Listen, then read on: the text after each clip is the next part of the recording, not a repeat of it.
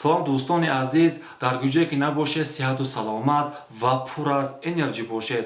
Дар ин видео мехостам ки кӯтоҳ дар бораи яке аз мавзӯъҳои бисёр муҳим ва асосӣ гап занам.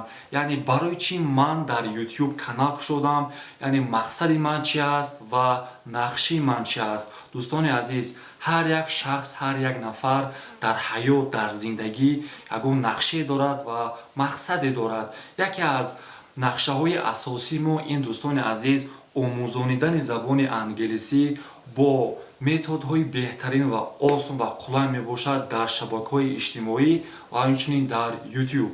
Анакнун барои чӣ, дӯстони азиз, мехостам ки мақсади худро бо як мисол барои шумо фаҳмонам. Фарз кардем ки дар як синфхона 10-15 нафар мехонад. Агар мо ҳамун 10-15 нафар ба забони англисӣ омӯзонем, нафъаш, фоидааш танҳо барои ҳамон 10 ва 15 нафар мерасад. Ва мо ба хулосае омадем ки агар мо видеодарсҳо кунем, ҳамон дарсҳоро видео кунем ва онро дар YouTube ва дар дигар шабакаҳои иҷтимоӣ гузорем, яъне афзалияташ ва фоидааш ба ҳазорҳо нафар мерасад. Яъне он 10-15 нафар куҷою, он ҳазорҳо нафар дар куҷост.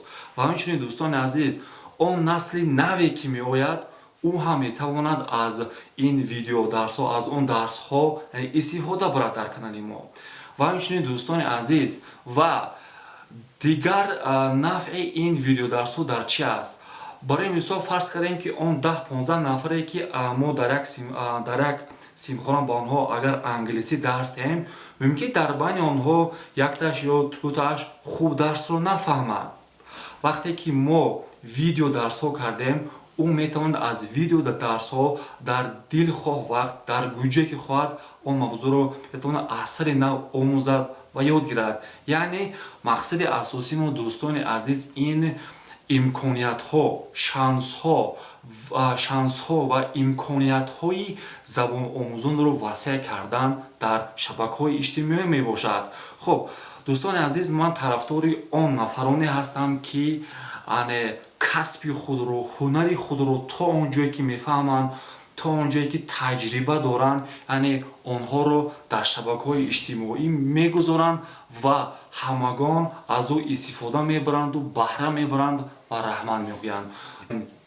Агар дар як ҷо об рояд, ҳама аз об менӯшад ва раҳмат мегӯяд. Ин ба монанди ҳамин аст, дӯстони азиз.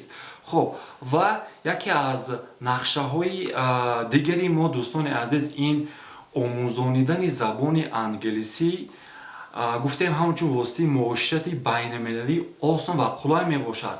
Ва инчунин мо тасмим гирифтем ки забонро ҳамчун воситаи муошират, гуфтугӯ, ҳамчун муколима барои шумо омӯзонем. Барои мисол, вақте ки ягон кас ё ягон нафар ба сайёҳат рафт, хулас ба ягон давлати дигар рафт, дӯстони азиз, ба ӯ лозим аст ки суханҳои оддӣ, гапҳои оддиро донад. Мо тасмим гирифтем ки ҳамин гуфтугӯҳои оддӣ ва муоширатҳои оддиро барои шумо фаҳмонем. Дӯстони азиз, дар ин асру замон донистани забонҳои хориҷӣ бисёр афзалиятнок аст ва фоидабахш аст. Мисол, шахсе ки агар забони англисӣ донад ё ягон забони дигар, ӯ метавонад дар дили худ давлат рафта кор кунад, ё ин ки чӣ кунад, фаъолият кунад ё тиҷорат кунад, хулас бо ягон мақсад. Омӯхтани забони англисӣ, дӯстони азиз, ин шансҳоро, имкониятҳои навро барои шумо, дӯстони азиз, меоварад ва дар ин навро барои шумо мекушад. Як назари нав, як идеяи навро барои шумо, дӯстони азиз, меорад. Ин мақсади асосии мо, дӯстони ҳамин буд.